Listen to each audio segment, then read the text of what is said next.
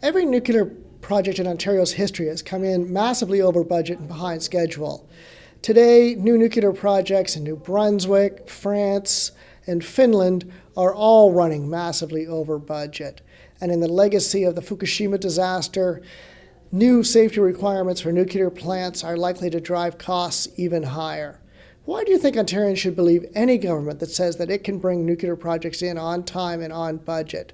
And why are you not looking harder at alternatives, which were all but ignored during the environmental assessment hearings for new nuclear units at the Darlington station? Well, the first thing I would say, of course, is that we have to always deal with reality. And the reality is that half of our power comes from nuclear power in the province of Ontario. I had a trip recently to Australia. Australia has 80% of its power from coal, but they are working hard to get off the path of burning fossilized carbon. But they have to understand the reality of their situation. So each jurisdiction is unique. What we need to do in Ontario is do what we are doing, continue to lead when it comes to cleaner sources of energy. So we have to understand the reality. When we took office, there had not been any integrated plan when it came to power supply. That's one of the things that we brought in as a reform, saying that we had to plan our energy supply. Without that, you can't give the proper weight to clean energy and to conservation and the things that we've been doing.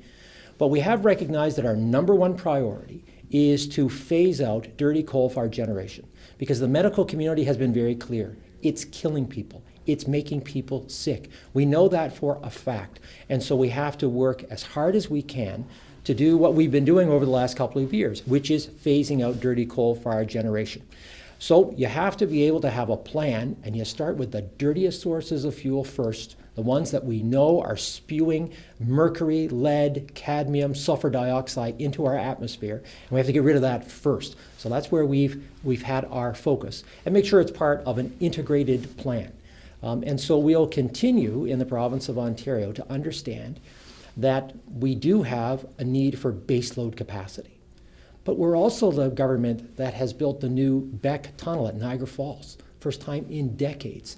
That's going to provide baseload, clean, renewable power for 100 years.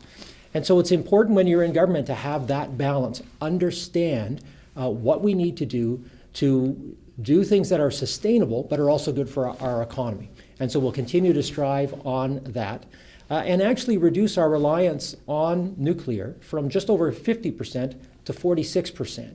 And under our plan, of course, increase the amount of renewable sources of energy that are going to power our homes and our industry in the 21st century.